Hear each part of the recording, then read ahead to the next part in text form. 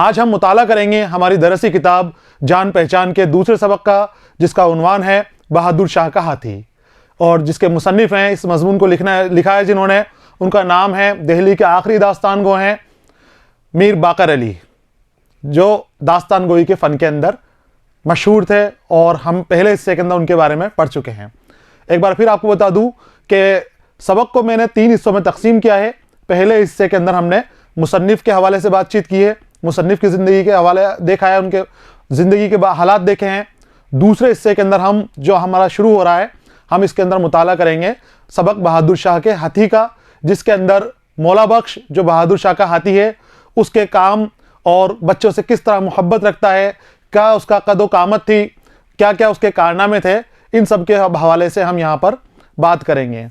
और जो तीसरा हिस्सा आएगा, इसके अंदर हम हमारी दरसी किताब के अंदर जो सवालात दे रखे हैं उनकी मश्क करने की कोशिश करेंगे, उनके जवाब ढूंढने की कोशिश करेंगे।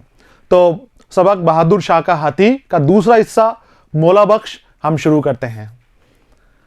बच्चों, मौला बख्श बहादुर शाह का हाथी था और उसका कद बहुत बड़ा था, बहुत बड़ा हाथी था। दास्तान गोई के बारे में मैंने आपको पहले बताया कि किस तरह से दास्तान गोई की जाती है और क्या क्या तरीके दास्तान गोई में अपनाए जाते हैं, किस किस तरीके से बात को समझाई जाती है, बताई जाती है। मीर बाकर अली देहलवी ने आपके जो सबक के अंदर दिया है आपका मजमून बहादुर शाह का हाथी, तो इसके अंदर भी, इस सबक के अंदर भी ये बताया गया है कि बहादुर शाह का जो हाथी था उसकी कद क्या था, उसकी कदो कामत क्या थी, कितना बड़ा था, बच्चों से कैसे प्यार करता था, कैसे रहता था, वो सारी चीज़ें खूब अच्छी तरह से हमें समझाने के लिए खुलासा कर करके खोल खोल कर हमें समझाने की कोशिश की है। मौला बख्श इतना ऊंचा हाथी था कि उसके कद के बराबर हाथी नजर नहीं गुजरा। क्या कह रहे हैं मीर साहब कि मौला बख्श इतना बड़ा हाथी था कि उसके कद के बराबर दूसरा कोई हाथी उनकी नजर के सामने से नहीं गुजरा, कभी उनको देखने में नहीं आया। इतना बड़ा हाथी था वो मौला बख्श। जब उस पर अम्मारी कसी जाती थी, अम्मारी क्या होती है बच्चों? हाथी की पीठ पर एक कुर्सी बंधी होती है कि जिससे उसके हाथी की सवारी करने वाला शख्स आसानी से हाथी के ऊपर बैठ सके। वरना हाथी तुम जानते हो ऊपर से कैसी होता है उसका, कि अगर अम्मारी नहीं कसें तो फिर आसानी से नहीं बैठ सकते, गिरने का डर रहता है। तो हाथी के ऊपर आसानी से बैठने के लिए अम्मारी कसी जाती है। तो जब मौला बख्श एक तो पहले से ही ऊंचा था और जब उसके ऊपर अम्मारी कस दी जाती थी तो उसका कद इतना ज्यादा हो जाता था, इतना बड़ा कद हो जाता था, जो दिल्ली के आसपास के दरवाजे थे उन सब दरवाजों में जब उसको शहर से बाहर निकलना पड़ता था या दाखिल होना पड़ता था शहर के अंदर, तो उसको घुटने टेक कर नीचे कर कर अपना सर अंदर आना पड़ता था। इतना बड़ा हो जाता था वो अम्मारी के साथ। तो दिल्ली के जो दरवाजे थे उनमें सब में जब उसको दाखिल होना पड़ता था तब भी घुटने नीचे टिकाने पड़ते थे, और अंदर आना होता था, जाना होता था, तब भी उसको घुटने टिकाकर ही शहर से बाहर जाना पड़ता था। तो इतना बड़ा था कि दिल्ली के किसी दरवाजे से निकल नहीं सकता था। दिल्ली के चारों तरफ दाखिल होने के लिए और बाहर जाने के लिए दरवाजे बनाए गए थे मुगलिया सल्तनत ने, कि जिससे चौकीदारी हो सके और रखवाली हो सके, हिफाजत हो सके शहर की। तो उन दरवाजों के जो दरवाजे बने हुए थे तो वो इतने छोटे थे कि हाथी उसके अंदर नहीं आ सकता था, वो उस पर छोटे पड़ते थे हाथी के लिए। वो चारों घुटने टेक कर शहर से बाहर जाता था और इसी तरह ही शहर के अंदर दाखिल होता था।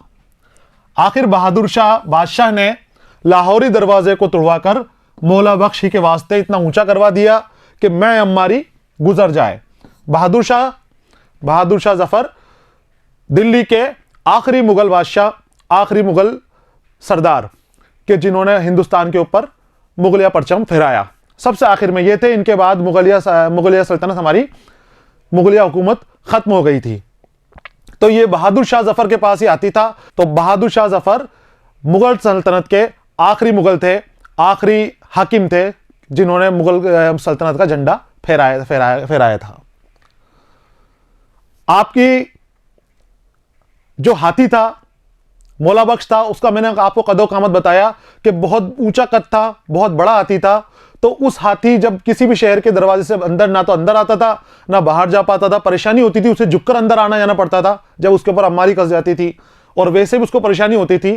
तो जो लाल किले के अंदर घुसने का दरवाजा था जिसको लाहौरी दरवाजा हम कहते हैं, लाहौरी गेट, उस लाहौरी गेट को बहादुर शाह जफर ने तुड़वाकर दोबारा बनवाया था। किसने तुड़वाया था?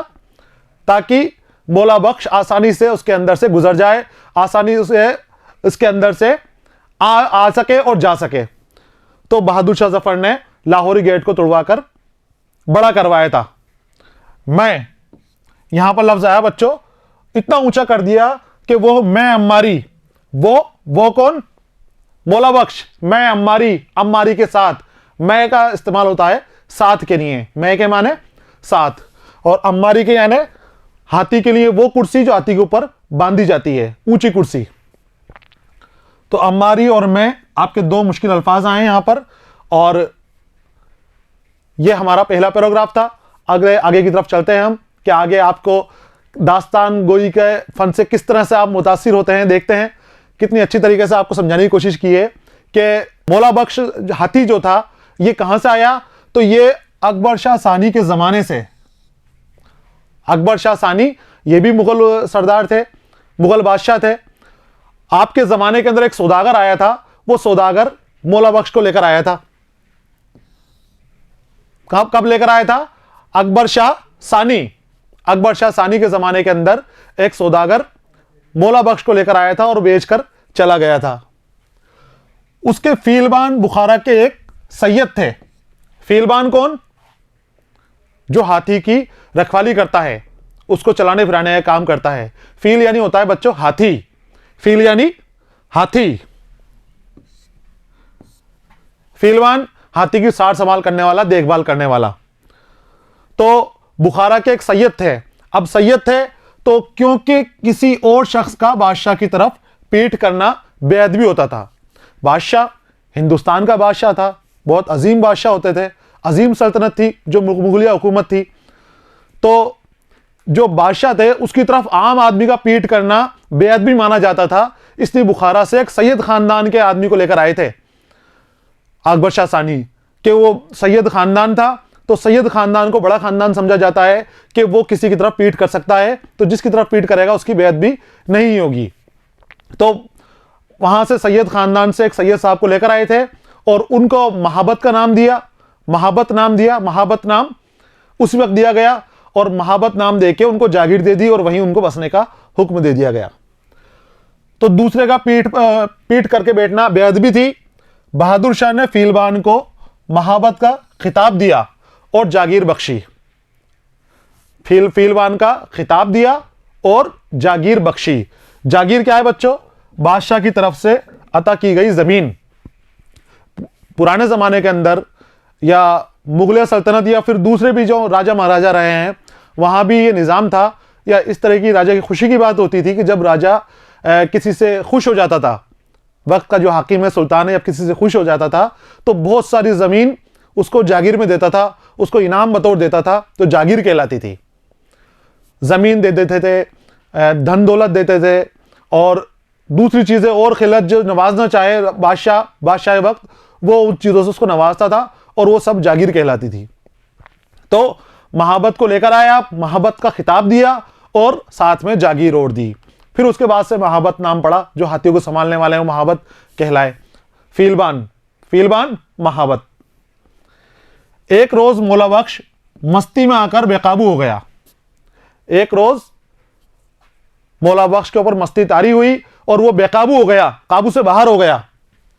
सैयद साहब को गाफिल पाकर, गाफिल मतलब बेखबर, सैयद साहब उसके पास थे, वहीं खड़े हुए थे। तो उसने देखा कि जब मस्ती में था, झूम रहा था, तो उसने देखा कि सैयद साहब को कुछ समझ नहीं है, कुछ ध्यान नहीं है, गाफिल हैं, बेखबर हो गए मुझसे। तो उसने उन्हें सूंड में लपेट लिया।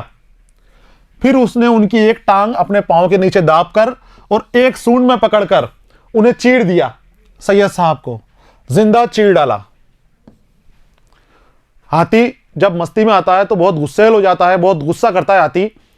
तो मौला बख्श के साथ भी ऐसे हुआ कि जब मस्ती में आया तो बहुत गुस्सा करने लग गया, चीखने चिल्लाने लग गया और पास में ही जो महाबत खड़े हुए थे, सैयद साहब खड़े हुए थे, उन्हें पकड़ा।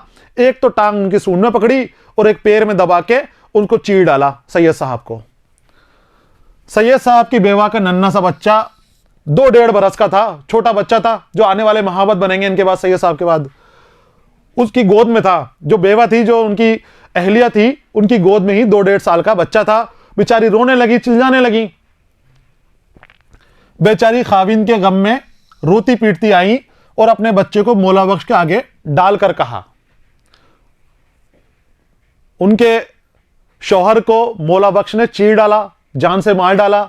जान से मार डाला तो 2 डेढ़ साल का बच्चा जो छोटा उनके पास था, रोती रही, रोती चिल्लाती हुई वो बच्चे को साथ में लाई और मौला बख्श के आगे पटक दिया कि ले मुँह, इसे भी मार डाल, अब हम क्या करेंगे तेरा, तूने इनको मार डाला तो, मेरे शौहर को मार डाला तो, ले मुँह इसको भी मार डाल, कि तूने मेरे शौहर को तो मार दिया, तुझे रहम नहीं आया, तरस नहीं आया, तो इसको भी मार डाल, इस बच्चे को भी मार डाल। उस वक्त तक मौला बख्श की मस्ती उतर चुकी थी, उस वक्त तक वो सुकून में आ गया था और मस्ती उसकी उतर चुकी थी मौला बख्श की।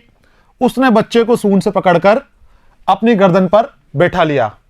उसने बच्चे को उनके सामने, बच्चे को सामने डाल दिया।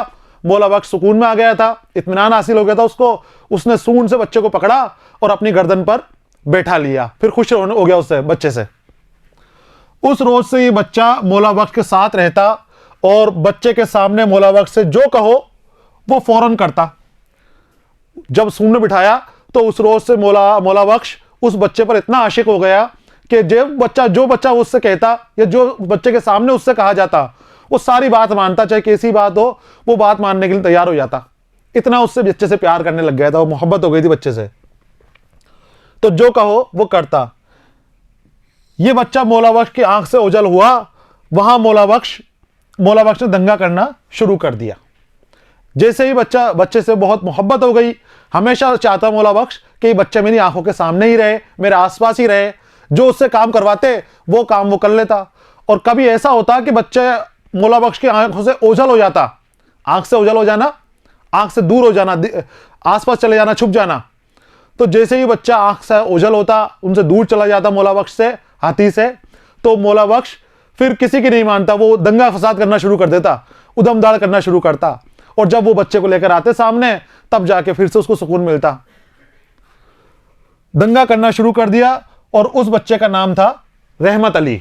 जो छोटा बच्चा था सैयद साहब का, उसका नाम था रहमत अली, जो आगे चलकर मौला बख्श का नया फीलबान, नया महाबत बने थे। जब रहमत अली थोड़ा बड़े हुए तो और यार दोस्त भी उनके आने लग गए, उनके साथ जो साथ में रहते थे, जो दोस्त थे, वो आने लग गए। अब रहमत अली चूंकि बच्चों का, हाथी का प्यारा था, मौला बख्श का प्यारा था रहमत अली, तो जो उसके दोस्त यार थे वो भी उसको प्यारे हो गए। जैसा वो रहमत अली कहता था वैसा ही मौला बख्श करता था, और जो उसके दोस्त कहते थे वही मौला बख्श वो भी करने लग गया, सबसे प्यार करने लग गया मौला बख्श। जब रहमत अली बड़ा हुआ तो उसके हम उम्र उसके बराबर की उम्र के, उसके साथ की उम्र के बच्चे उसके साथ खेलने को आते। बड़ा बहादुर शाह का महल था, महल की जगह थी, तो आसपास के बच्चे जो इसके साथ थे, उम्र के थे, तो खेलने के लिए महल के अंदर आ जाते थे। महल के अंदर जहां मौला बख्श रहता था, मौला बख्श के आसपास के इलाके के अंदर आ जाते थे। अगर किसी बच्चे ने सैयद साहब से कहा, यार गन्ना नहीं खिलवाते, अब जब बच्चे आ रहे हैं वहां पर मौला बख्श बंधा हुआ है, मौला बख्श के लिए गन्ने आते थे खाने के लिए, आपको पता है ना, हाथी को गन्ने पसंद हैं, तो मौला बख्श के पास बहुत सारे गन्ने लेकर आते थे बाजार से, वो पास ही रहते थे। तो जैसे ही आते हैं तो बच्चों को लालच होता है कि अब यहां पर आए तो कुछ खाने के लिए भी मिल जाए, और गन्नों की बेशुमार गन्ने थे। तो मौला बख्श से कहते, सैयद साहब से कहते रहमत अली से कि यार गन्ने नहीं खिलाओगे, तो सैयद साहब मौला बख्श को इशारा करते, तो सैयद साहब मौला बख्श से कहते कि मौला बख्श हमारे यार को यारी दो। क्या कहते? मौला बख्श हमारे यार को यारी दो। वो उसने गन्ने मांगे सैयद साहब से कि गन्ने नहीं खिलाओगे, हमें बुलाया घर के ऊपर कि हम खेल रहे हैं, आप थक गए, आप गन्ने भी खिलाओ। तो सैयद साहब कहते हैं मौला बख्श से, मौला बख्श यार को यारी दो। तो मौला बख्श गन्नों में से एक गन्ना निकालता, उसे छील के उस लड़के के सामने पेश कर देता जिसकी तरफ सैयद साहब ने इशारा किया है।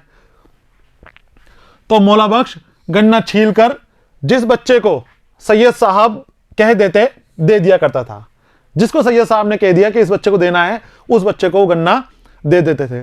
तो बच्चे बहुत खुश रहते थे आपके आसपास, सैयद साहब के आसपास बच्चे घूमते रहते थे, और खूब मजे करते रहते थे और मौला बख्श उनको गन्ने और रोटियां वगैरह खिलाता रहता था। मौला बख्श पर सवारी करने और गन्नों के लालच से लड़के तमाम दिन वहीं जमा रहते थे। मौला बख्श के ऊपर सवारी करने को मिलती, उनको घूमने फिरने को मिलता, हाथी की सवारी मिलती और साथ में गन्ने और खाने को मिलते, तो फिर वो कहां जाएंगे? तो बच्चे वहीं जमा रहते, आसपास वहीं चक्कर लगाते रहते सैयद साहब के आसपास। कोई लड़का कहता, मौला बख्श यार चड्डी दिलवाओ, मौला बख्श यार चड्डी दिलवाओ, यानी ऊपर चढ़वाओ मुझे, बच्चा कह रहा है हाथी से। मौला बख्श से कह रहा है यार चड्डी दिलवाओ। तो मौला बख्श अपना कंधा नीचे कर लेता और अपनी सूंड आगे इस तरह कर देता, पैर नीचे कर देता कि बच्चा आसानी से उसके ऊपर चढ़ जाए। बहुत ऊंचा हाथी था, बहुत बड़ा हाथी था, लेकिन इतना नीचे हो जाता था कि बच्चा उसके ऊपर आसानी से चढ़ जाए। तो ये अपनी सूंड कब? जब बच्चा कहता मौला बख्श यार चड्डी दिलवाओ, तो चड्डी ऊपर चढ़ना, चढ़ी, तो ये अपनी सूंड पर से या पांव को टेढ़ा करके उस लड़के को ऊपर चढ़ा लेता था, अपने ऊपर चढ़वा लेता था। जब लड़के ज्यादा होते और उनमें से कोई कहता, जब ज्यादा लड़के हो जाते, कई बार बहुत भीड़ हो जाती थी बच्चों की, और कोई लड़का कहता कि मौला बख्श यारी आवे, रहमत अली ने कहा था ना यार को यारी दो, तो क्या देता था मौला बख्श? गन्ने निकाल कर दे देता था। अब बहुत सारे बच्चे हैं और बहुत सारे बच्चे खड़े हुए हैं और एक बच्चा बीच में से चिल्लाया कि मौला बख्श यारी आवे, यानी कि वो लड़का गन्ना मांग रहा है, यारी मांग रहा है। तो अब इतने सारे बच्चे किस किस को दे मौला बख्श? तो मौला बख्श गन्ना छीलते और जिसको देना है उसकी तरफ साइड से फेंक देते, उसकी तरफ इशारा करके कि ये आ गया तेरे पास गन्ना, तेरे पास यारी आ गई। तो मौला बख्श गन्ना छील कर सूंड में ले लेता और तमाम लड़कों की नजर बचाकर उस लड़के पर गन्ना फेंक देता था कि चुपचाप किसी और को पता नहीं चले कि इसने मांगा है, तो उसको पीछे से गन्ना फेंक दिया उसके पास। इस तरह की मौला बख्श काम करते थे, कारनामे करते थे। बच्चों, जानवर, अगर हम जानवर से मोहब्बत करें तो जानवर भी हमसे मोहब्बत करने लग जाता है, उसका भी हमसे लगाव हो जाता है। मोहब्बत के भूखे सिर्फ इंसान ही नहीं होते, इंसान ही अपने नहीं होते, जानवरों को भी हमें बहुत ख्याल रखना चाहिए, बहुत मोहब्बत से रखना चाहिए। और जितनी मोहब्बत आप जानवर से करोगे, जानवर आपके लिए उतनी ही मोहब्बत और अपनी जान निसार कर देगा, आपके ऊपर अपनी जान कुर्बान कर देगा। इतनी मोहब्बत करते हैं इंसानों से।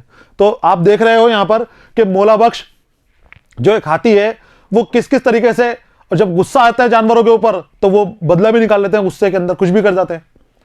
तो जब प्यार आता है तो कभी अपने ऊपर चढ़ा रहा है, कंधे पे चढ़ा के खिला रहा है मौला बख्श बच्चों को, कभी गन्ने खिला रहा है, आगे अभी रोटी भी खिलाएगा बच्चों को। अपना खाना, जो भी उसको खाना मिलता है वो खाना बांट बांट कर बच्चों के साथ खाता है, घुमाता फिरता है। बच्चों से बहुत प्यार हो गया था।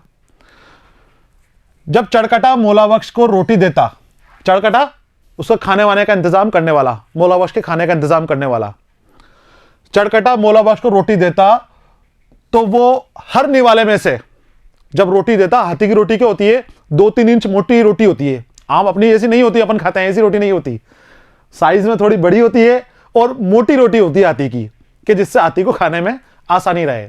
तो जब हाथी को रोटी खिलाती तो देखिए क्या होता है कि निवाले में से एक किनारा रोटी का अपनी बाँच से बाहर निकाल देता, बाँच जो उसके मुंह का बाहर का हिस्सा है, तो जैसे रोटी वो देता उसके मुंह के अंदर, तो वो बाँच से थोड़ा सा हिस्सा निकाल के और खड़ा हो जाता है ऐसे के ऐसे ही, और बच्चे उसे देखते रहते थे। तो कोई बच्चा आके जब तक उसकी तोड़ ना ले तब तक वो रोटी अंदर नहीं करता था, बस यूं करके खड़ा हो जाएगा कि जब तक बच्चा रोटी नहीं तोड़ेगा तब तक वो रोटी को अंदर नहीं लेगा, वो इंतजार करता रहता था बच्चों का। तो अपनी बाँच से जो बाहर का हिस्सा है रोटी का टुकड़ा, वो बाहर निकाल देता था। जो हाथी की बाँच होती है ना, जानते हो आप, सूंड के नीचे जो मुंह होता है, होठ लटका रहता है, वो वही उसके हिस्सा, इधर का बाँच है, साइड का हिस्सा, जो बाँचें होती हैं, होठ की नोकें। तो यहां से वो रोटी बाहर निकाल देता और बच्चों का इंतजार करता कि बच्चे उसको खींच के तोड़ लें, तोड़ मड़ोड़ के। मैंने बताया मोटी रोटी होती है, तो उसको हाथी को ही मजा आता था कि जब बच्चे रोटी तोड़ते थे, बच्चों को मेहनत होती थी, मशक्कत करनी पड़ती थी काफी। तो बाहर निकाल देता था, जो भी लड़का पास खड़ा होता दौड़कर उससे टुकड़े को पकड़ लेता था। अब बच्चे हमेशा जमा रहते ही थे अपने दोस्त के पास, मौला बख्श के पास, बहुत सारे बच्चों की तादाद वहां पर हमेशा रहती थी। तो जब उन्होंने बाँच से रोटी निकाल दी तो बच्चा जो होता था खड़ा हुआ, फौरन जाके उसको पकड़ लेता था, बाँच में जो रोटी का टुकड़ा है उसको पकड़ लेता था और उसको तोड़ने की कोशिश करता था। हाथी की रोटी 2-3 इंच मोटी होती है, मोटी रोटी खाते हैं हाथी, मैंने बताया आपको अभी।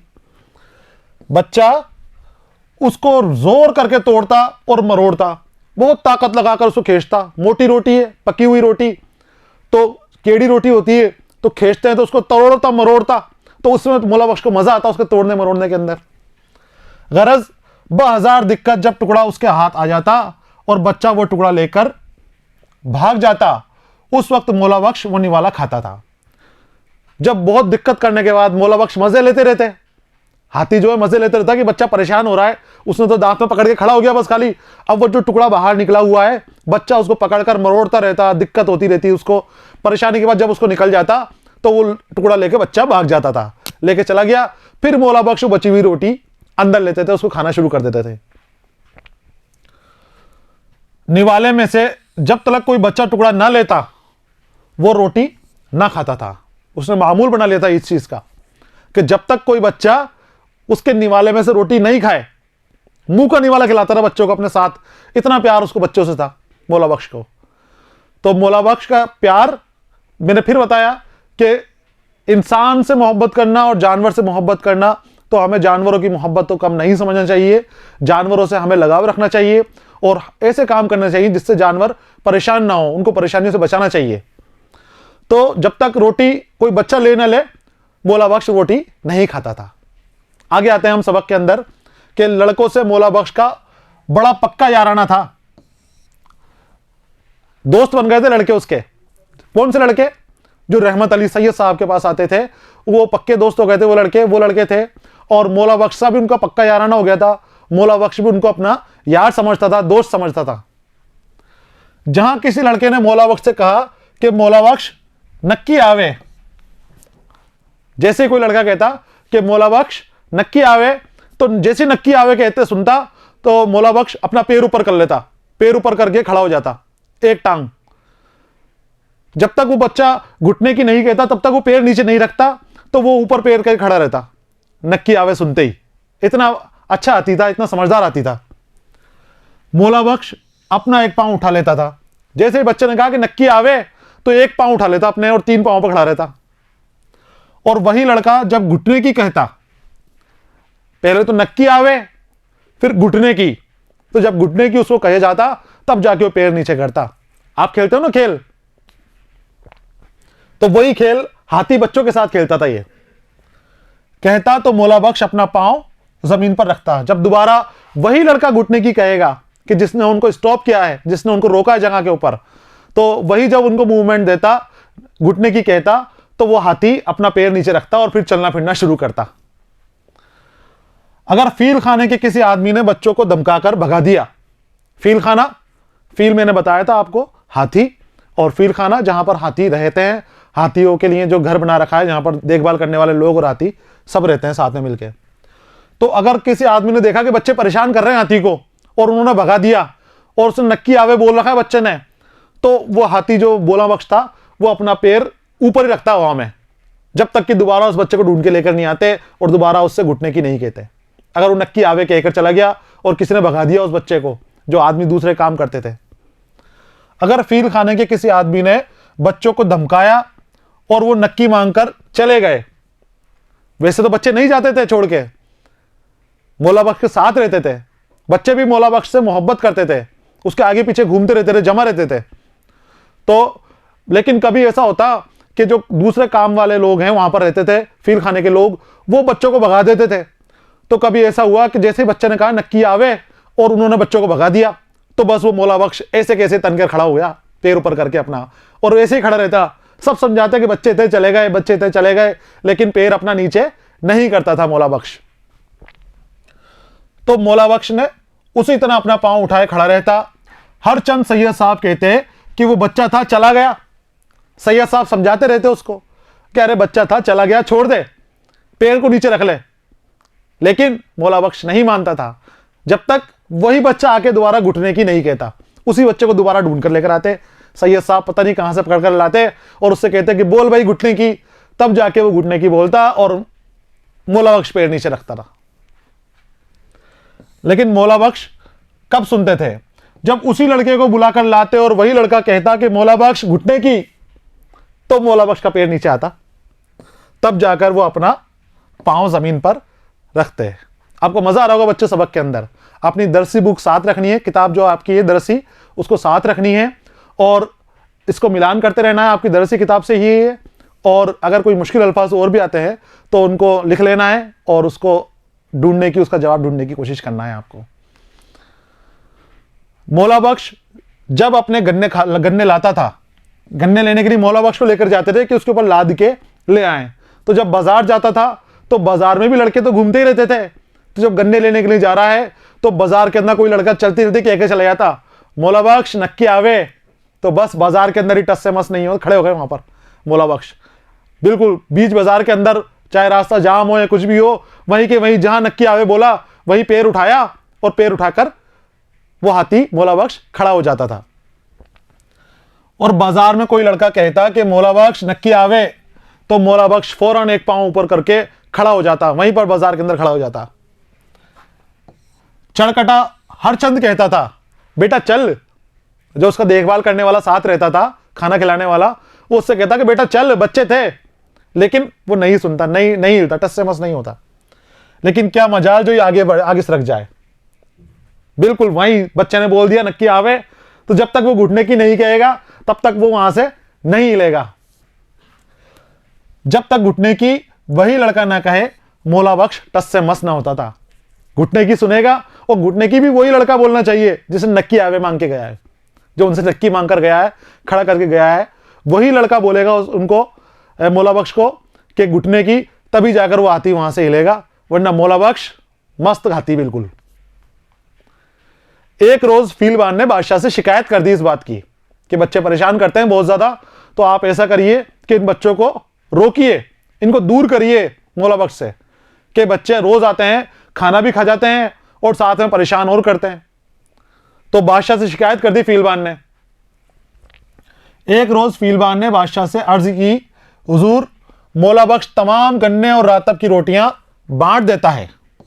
रातब की रोटियां, जानवरों का खाना रातब, तो रातब की रोटियां भी और गन्ने भी बच्चों को बांट देता है। हुजूर के पास शिकायत चली गई। हुजूर कौन? बहादुर शाह जफर, आखिरी मुगल बादशाह। तो पहरे पर हुक्म दे दिया जाए कि कोई लड़का उसके पास ना आने पाए। कि हुजूर, शिकायत गई बादशाह के पास कि सारे जितने भी बच्चे हैं ये खाना खा जाते हैं और मौला बख्श भी अपना खाना दे देता बच्चों को, ऐसे नहीं खाता। तो आप ऐसा करिए कि मौला ऐसा हुक्म दे दीजिए कि मौला बख्श के पास कोई बच्चा ही नहीं आए। जब कोई बच्चा ही नहीं आएगा तो फिर खाना किसको बांटेगा? इसको खुद को ही खाना पड़ेगा खाना। तो बादशाह ने भी सुन के कि ठीक है हुक्म दे देते हैं, बादशाह ने ये हुक्म दे दिया। चुनांचे बादशाह ने हुक्म दे दिया। सुबह को हस्बे मामूल मौला बख्श ने लड़कों का इंतजार किया। हस्बे मामूल रोज की तरह, मामूल के मुताबिक, हस्ब यानी मुताबिक, और मामूल रोज जो अमल होता है, जो चल रही है रोज की तरह, रोज बच्चों को खिलाता था और बच्चे आते थे उसके बाद ही वो खाना खाता था। तो हस्ब मामूल बच्चों का इंतजार किया, लेकिन अब बच्चों के लिए तो पहरा लगा दिया, बच्चे कहां से आएंगे? तो बच्चे नहीं आ पाएंगे। लड़कों का इंतजार किया, जब कोई लड़का ना आया तो मौला बख्श ने गन्ने ना खाए। रोज के मुताबिक जो पहरा लग गया तो बच्चे नहीं आए थे, तो मौला बख्श को पता नहीं था कि बच्चे नहीं आएंगे। मौला बख्श ने बच्चे का इंतजार किया और खाना नहीं खाया। जब बच्चे नहीं आए तो उसने बिल्कुल भी गन्ने वगैरह जो खाना था उसका खाया ही नहीं, उनको छोड़ दिया। शाम को रातब ना खाया। जब गन्ने का टाइम हो गया तो गन्ने नहीं खाया और शाम को रातब नहीं खाया। रातब अभी बताया आपको, जानवरों का खाना, जानवरों का खाना रातब होता है। पानी ना पिया, खाना पीना सब छोड़ दिया कि बच्चे आएंगे तभी खाऊंगा, जिद पकड़ ली। दूसरा रोज गुजरा, फीलबान ने हरचंद कहा बेटा रोटी खा ले, लेकिन मौला बख्श ने कुछ ना खाया। खूब समझाया फीलबान ने, बेटा रोटी खा ले, क्यों खाना छोड़ रखा है तूने? लेकिन मौला बख्श ने नहीं सुनी उसकी, फीलबान की नहीं सुनी और चुपचाप खड़ा रहा और खाने से दूर रहा। खाना और पीना भी, पानी भी छोड़ दिया उसने। 2 दिन गुजर गए। जब तीसरा रोज हुआ तो फीलबान को ख्याल हुआ कि ये तो मर जाएगा अगर ना खाएगा तो। 2 दिन हो गए हाथी को बगैर खाना खिलाए और तीसरा दिन भी निकल गया कि इस दिन भी नहीं खाया, आज भी नहीं खाया। तो फीलबान को हुआ कि ऐसे रहा तो ये तो मर जाएगा। 3 दिन से ना तो पानी पी रहा है, ना खाना खा रहा है, भूखा और प्यासा खड़ा हुआ है बच्चों के इंतजार के अंदर। तो फौरन बादशाह के पास दोबारा फीलबान गया, बादशाह के पास अर्जी लेके मजबूरन बादशाह के पास गया और अर्जी की, हुजूर मौला बख्श ने 3 रोज से कुछ नहीं खाया। फिर से बादशाह के पास गए, पहले तो बादशाह से कहा था कि खाना बांट देता है तो बच्चों को ना जाने दे पास में, बादशाह ने कर दिया ऐसा हुक्म कि बच्चे उनके पास नहीं गए। अब बच्चे पास नहीं गए तो मौला बख्श ने खाना खाना बंद कर दिया। 3 दिन हो गए, ना पानी पिया ना खाना खाया। तो फिर फीलबान भागते भागते फिर से बादशाह के पास कि हुजूर तो मर जाएगा, मौला बख्श मर जाएगा, कुछ ऐसा करिए कि बच्चे फिर आ जाएं, अपना पहले वाला हुक्म कैंसिल कीजिए। तो मौला बख्श ने 3 रोज से कुछ नहीं खाया। यह सुनकर बादशाह ने फरमाया, अब ये बादशाह ने सुनी बात तो फिक्रमंद हो गए, मुस्कुराने लग गए कि मैं भी फकीर हूं और मेरा हाथी भी फकीर है, हमें जो भी मिला है हम बांट कर ही खाएंगे उसको। भाई मैं भी फकीर हूं और मेरा हाथी भी ऐसा ही है। बहादुर शाह ने क्या कहा कि मैं भी फकीर हूं, फकीर यानी लोगों को बांटने वाला, देने वाला। फकीर लेने वाला नहीं होता, बांटने वाला होता है, देने वाला होता है लोगों को, अल्लाह की याद में सब कुछ छोड़ देने वाला, अल्लाह के लिए सब कुछ छोड़ देने वाला। तो बहादुर शाह ने कहा कि मेरा अंदाज ही फकीराना है और मेरे हाथी का भी, मौला बख्श का भी फकीराना अंदाज है। हमसे अपने आप खाए हुए नहीं बनता, जब तक हम लोगों को बांटेंगे नहीं जो हमें दे रखा है अल्लाह ने, तब तक हमारा काम नहीं बनता, तब तक हमें सुकून नहीं मिलता। खुदा ने हमको इसी वास्ते दिया है कि बांट कर खाएं, और हमें रब ने, अल्लाह ने इसलिए दिया है कि हम बांट कर खाएं जो भी हमें मिला है, उसके बगैर हमें इत्मीनान नहीं मिलता। पहरे पर हुक्म दे दिया गया कि अब वो पहरा उठा लो और बच्चों को आने दो कि लड़कों को न रोका जाए। गरज जब लड़के आए तो मौला बख्श ने रातब खाया और गन्ने बच्चों से बांटकर हस्ब मामूल जैसे खाता था पहले, फिर उसने खाने शुरू किए। आगे आते हैं हम कि मौला बख्श बादशाह की बहुत इज्जत करता था। मौला बख्श जब बादशाह के रूबरू आता था तो दोनों घुटने टेक कर और सर झुकाकर सलाम करता था। जब बादशाह के पास आता था मौला बख्श तो दोनों घुटने टेक लेता और सर नीचे करके बादशाह को सलाम अर्ज करता था, सलाम करता था इशारतन। उसके मस्तक इतनी बुलंद थी कि सैयद साहब ऊपर बैठे हुए दिखाई नहीं देते थे। जो हाथी का आगे का सर होता है ना, ये मस्तक इतना बुलंद था कि जो उसके ऊपर सैयद साहब बैठे रहते हैं यहां पर वो दिखते नहीं थे नीचे से। इतना एक तो ऊंचा हाथी और बड़ा सारा सर उसका, तो सैयद साहब नीचे से दिखाई नहीं देते थे, नजर नहीं आते थे। और जब बादशाह सवार होते थे तो निहायत अदब से सर निगू चलता था। जब उसके ऊपर बादशाह सवार हो जाते तो बहुत अदब के साथ सर निगू, सर झुकाए हुए आगे बढ़ता था, चलता था। बहादुर शाह का हाथी जो मौला बख्श के बारे में हमने पढ़ा कि बच्चों से किस तरह से मोहब्बत रखता है और कितनी अदब के साथ बादशाह के साथ पेश आता है। दास्तान गोई का फ़न हमने पहले ही पढ़ा था, मैं एक बार फिर बता दूं कि बाकमाल फ़न है और दास्तान गोई में इन बातों को बहुत खूब तरीके से, बहुत अच्छी तरीके से समझाई जाती है और बताई जाती है। दास्तान की तरह ही आपने एक कहानी लिखी थी, मजमून लिखा था मीर बाकर अली ने, कि जिसमें बहादुर शाह के हाथी के बारे में बताया गया था और हाथी की खूबियाँ बयान की गई थी और हाथी के तरीके बताए गए थे, किस किस तरीके से हाथी पेश आता है, लोगों से कैसे पेश आता है, मोहब्बत से कैसे पेश आता है और बच्चों से कितनी मोहब्बत करता है, बच्चों से कितना प्यार करता है। यह हमारा यहाँ पर मुकम्मल हो गया है सबक। अगले हिस्से के अंदर जो अगला वीडियो होगा उसके अंदर हम जो हमारी निसाबी किताब है उसके सवालात के जवाब ढूंढने की कोशिश करेंगे, सवाल को हल करने की कोशिश करेंगे। अगले वीडियो आने तक इंतज़ार कीजिए, पढ़ते रहिए, खुश रहिए। अलविदा।